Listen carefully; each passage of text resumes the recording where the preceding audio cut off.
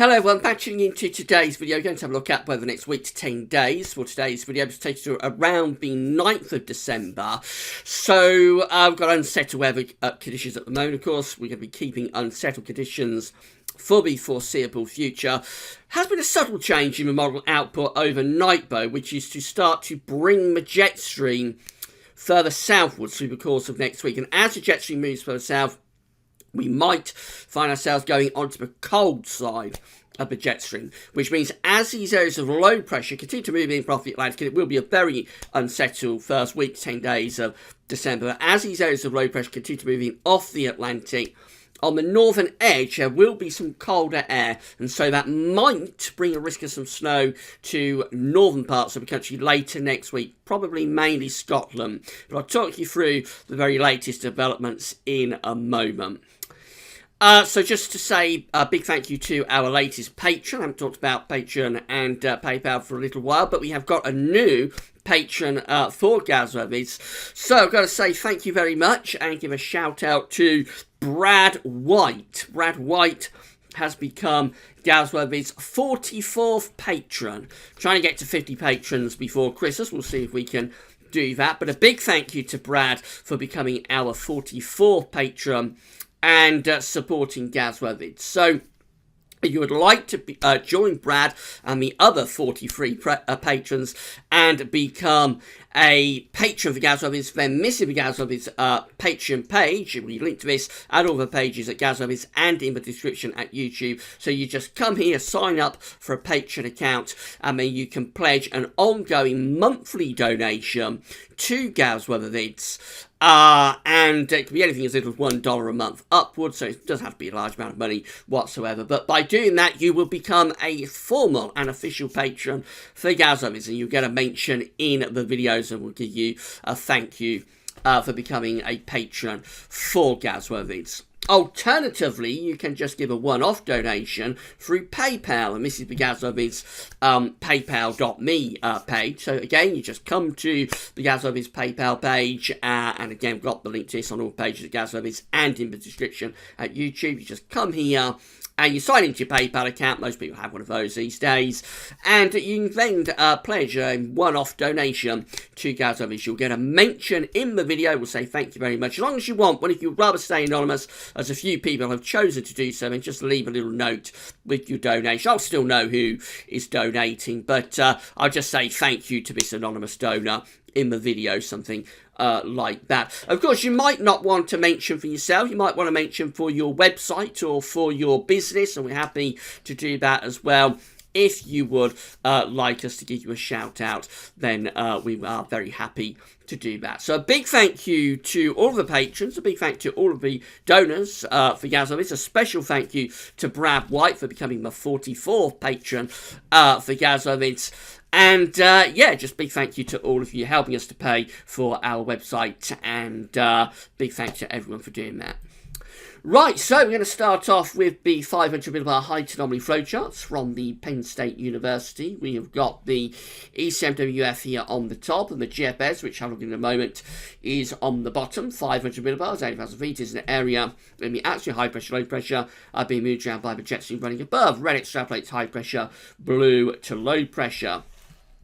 So in the 7 to 10 day time, I'm going to say this will be taking us to the end of the first week of December into the beginning of the second week of December. And in this time frame, we find that we have an area of above average heights over and to the north and to the east of the British Isles. So it still looks changeable, below average heights I should say. Got blue colours there, below average heights over and to the east of the UK. So it still looks very changeable. We've got this area of above average heights up around Greenland just here. So there's some ridging around Greenland. And that high pressure then does extend back into proper northern blocking over the Arctic and towards Siberia. So it's unsettled. There's a weak blocking signal. What we can also see happening, though, is that we've got these below average heights coming through the Atlantic, like a train of low pressures coming through the Atlantic. And the black lines here indicating the jet stream generally running a little bit to the south of the UK, generally running in towards Biscay and southern parts of France around there. And so because we're moving on to the cold side of the jet stream there, as these areas of low pressure push through, we do start to pull down colder air on the northern side of these areas of low pressure, particularly into northern parts of the country. Not as much cold air pushing down further south because we're closer to the jet stream. Although even in the south, on that situation, by day 10, we are actually on the cold side of the jet stream. But certainly for the north, as these areas of low pressure engage the cold air that's trying to trickle in from the north, there is a potential in that kind of situation for something a little bit wintry to happen. The GFS is very similar, so it has again this area of above average heights around Greenland and extending it back into the pole. Not quite as much of a blocking signal over pole, but nevertheless still high pressure centre from Greenland bridging back into the pole. We've got this area of below average heights, a little bit deeper than what the ECM is showing, over and to the east of the UK, another area of below average heights in the on the Canadian side of the Atlantic.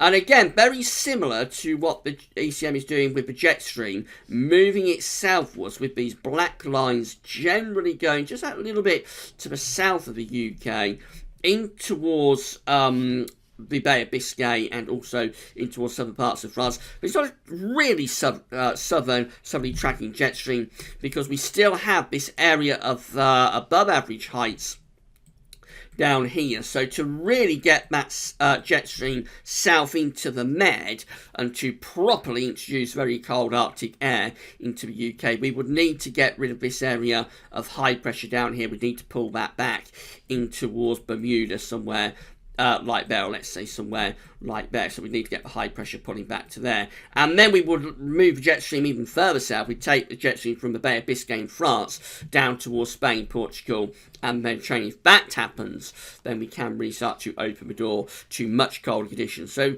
we're talking about colder air trying to get down into the north, going on to the cold side of the jet stream, but nothing too dramatic at this point.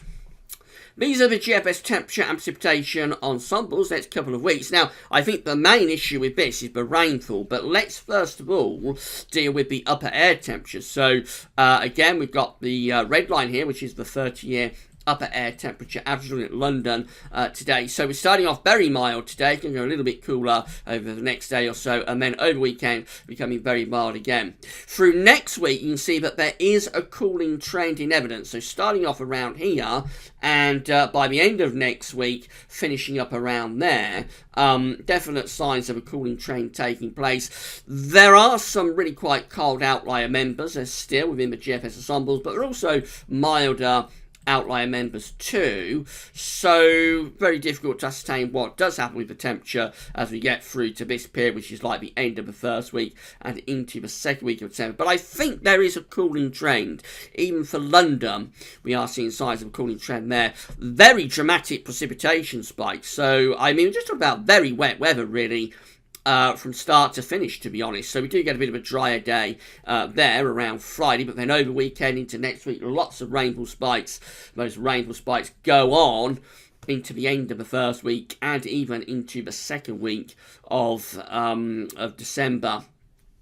You see there are some very big rainfall spikes in there as well, indicating that not only will it be unsettled and there will be regular rainfall coming through, but some of this rain could be very heavy indeed. Let's have a look at somewhere a little bit further north. So let's try going up to Aberdeen and see how their temperature and rainfall is looking.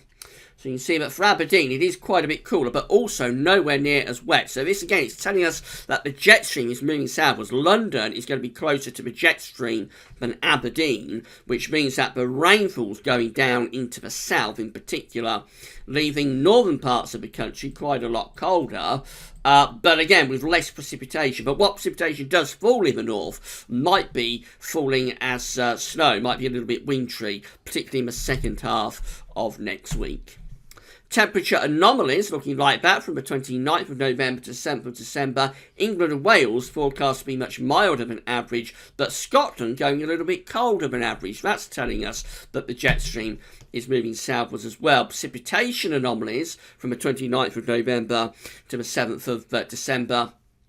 show that most of England and Wales and Ireland are coming out wetter than average. Scotland is average to potentially a little bit drier than average. So again, this is just telling us that jet stream is beginning to ease a little bit further south, taking the wettest of the weather down to the south and turning things a little bit drier up in the north. This is the midnight run of the GFS. So we're starting on Sunday with low pressure still heading in from off the Atlantic, bringing an unsettled end to the weekend, and even into the start of next week too. This is Wednesday next week. We have this area of low pressure over the UK and exiting out into the North Sea. Cold air on the northern edge of this, or the northern side of this low pressure, is moving in from the north. So we're starting to pull down the air from the Arctic down into the north of Scotland. But for England and Wales, we're still relatively mild with those upper air temperatures. So these are the upper air temperatures for the middle of next week. You can see that England and Wales looking pleasantly mild, but Scotland just about to Northern Ireland within the -5 Celsius isotherm. So cold air is trickling out of the north into the northern part of the UK. Thursday and Friday, we bring this next area of low pressure in across the country. Again, that's moving through England and Wales in particular, taking again heavy rain into England and Wales. But again, on the northern side of this, we have got cold air pushing into Scotland. There'll be some sort of weather front that would be strung out in this sort of position. So to the south of that, obviously, you're going to get rain because the air is going to be very mild. But on the northern side of that front, we would have to watch out for something wintry happening. We will have to watch out for some snow on the northern side of this front, and I would think that would be particularly on this scenario for northern England, southern Scotland and Northern Ireland. But remember, that low pressure could be further north than that. It could be further south. There's the upper air temperatures again, showing this contrast in the temperature with mild yellow colours in the south, but colder air up in the north. In between, of course, we have that dividing line. The jet stream also shows that it's moving south. So this is the jet stream forecast for Friday, 7th of December, taking that jet from the Atlantic in towards the Bay of Biscay and through France. So obviously we're on the northern side of that jet stream. That's allowing that colder air to start to trickle in from the north. So we go out towards day 10, we actually pull down a cold northerly wind as that low pressure moves away. That turns all parts of the country cold. There's the upper air temperature showing with -5 isotherm is moving out of the UK then, so we're moving within the -5 Celsius isotherm, I suppose I should say. So all places cold by day 10. Then we build up this little bit of a ridge as we go into more extended range, having a go at getting high pressure building over the country, and eventually the midnight run of the GFS took that high pressure up to Scandinavia and started hinting that we might turn the wind around to the east again. Have a look at the upper air temperatures. You see there is a large cold pool of air sitting just to our east by 384 hours, Saturday 15th of December. So that could well start pushing our way on those easterly winds. But it's a very long way out that I wouldn't be at all certain about what happens beyond day 10, because this is already quite a complicated pattern as we're moving through next week. This is how the GFS 6 o'clock run is looking. So again, all very similar, pulling in these colder winds into northern parts of the country, but low pressure keeps the south relatively mild. Again, there's the upper air temperatures through the middle of the week, showing England and Wales mild, Scotland and probably Northern Ireland quite a lot colder. Then we bring this area of low pressure in from off the Atlantic a little bit further north with that low pressure compared to the midnight run of the GFS. So again, the track of this low pressure is uncertain. The jet stream a little bit further north as well. Instead of taking that jet stream from the Atlantic into Biscay in France, we're taking it through the Atlantic and directly into the UK. So away from northern part of Scotland, most places are still on the mild side of the jet stream there. Although as we get beyond a week away, we move up towards day 10, we take that low pressure way to our east and start to pull down these cold winds from the north. That's how we look at day 10, bringing another area of low pressure in across the country, and again taking rain in for England and Wales. But notice winds are going into the north or the northeast on the northern side of this low pressure, bringing cold air down into Scotland. There's the upper air temperature showing still holding on to relatively mild air for England and Wales, but it is colder for Scotland. That low pressure is out of the way, probably all turn cold a little bit beyond day 10 as we build this ridge through the country. That will bring frost and fog.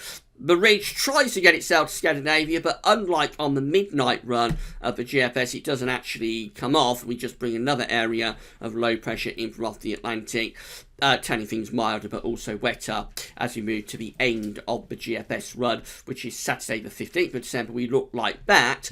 So very cold air is actually pushing down into much of Central and Northern Europe here. And this low pressure is kind of like splitting with the energy going down there. So the jet stream's in that sort of position. And we are very close to time to pull in some cold air from the east again, actually, at the very end of this GFS run. Again, there's the upper air temperature showing quite a large cold pool sitting just to our east. So both midnight and 6 o'clock GFS runs today finish at Saturday the 15th of December, threatening to bring in some really very cold air from the east. But again, that is a really, really long way off. The Canadian model, the GM, looks like this. So again, it's a case of watching those areas of low pressure going on an increasingly southerly track through the course of next week, slowly pulling down colder air from the north, especially into the second half of the next week. That's how we finish up with the GM at day 10. So again, we've got the low pressure sitting to our south. We've got this area of high pressure building to the north. We're trying to pull the wind in from an easterly direction. So again, that one looks like it is at day 10 beginning to open the door to cold air, not just at Scotland, but maybe starting to move back cold air down across England and Wales too, as the jet stream again takes that increasingly southerly track. ECMWF, very unsettled conditions through the early part of next week and slowly pulling colder air into the north as well. There's the upper air temperatures through the middle of part of next week, so it's a little bit further north with those milder temperatures and just restricting the colder air to the very far north of Scotland. So the ECM is a rather milder solution through the middle part of next week. But eventually it does finish up pulling down colder air from the north. So by the time you get through to day 10, it's really on the high anomaly flow chart. By the time you get through to day 10, we've taken the low pressure away to the east. We've built a ridge, albeit it looks quite flimsy, but we've built a ridge to the northwest. And so that's starting to turn the wind into that colder northerly direction. Once again, there's the upper air temperature showing colder air is filtering down across the country at day 10. So all models this morning are in agreement to start moving the jet stream southwards through next week. A very unsettled week next week seems likely. But it gradually turns colder, and particularly for northern parts of the country, I wouldn't be ruling out some snow through the middle and second half of next week as these areas of low pressure come in from off the Atlantic. But Scotland remains on the cold side of that jet stream and on the cold side of the low pressure systems. Just have a look at the ECMWF postage stamps from the Ensembles, from the Icelandic Met Office before we go. This is how things are looking at day 10, the various options. So we've got 16 ensemble members looking like this, having low pressure to the east and to the west, and then also an area of high pressure up to the north. So that's like the operational. It's in line with the operational run. We pull down cold air from the north. How long that lasts for with this low pressure waiting in the wings just here, difficult to say. But this does look like quite a big ridge actually that's developing up over Greenland. Then we have a further 9 ensemble members looking like this with low pressure again over to the eastern coast, just a little bit further north with this high pressure to the south, and not as strong with the blocking signal to the north. So that's a rather more Atlantic solution, rather milder with those 9 ensemble members. We've got another 8 that look like that with low pressure to the east, a bit of a ridge towards Greenland, high pressure down here. So these ones are pulling winds in from a northerly direction. Then we've got another 8 that just has low pressure centered almost over the top of the country. So these ones very unsettled and pretty mild as well, bring wind up from the southwest. We've got another 7 that has low pressure centered to our east and southeast, still low pressure just there. And also we have a blocking feature to our north as well, and that could pull wind in from a northeasterly direction. And then finally we have 3 that build up a Scandinavian high at day 10, and get the wind into the east, albeit we've got this area of low pressure out in the Atlantic that's being blocked by those easterly winds. All in all, at day 10, the ECM ensembles are looking very, very interesting.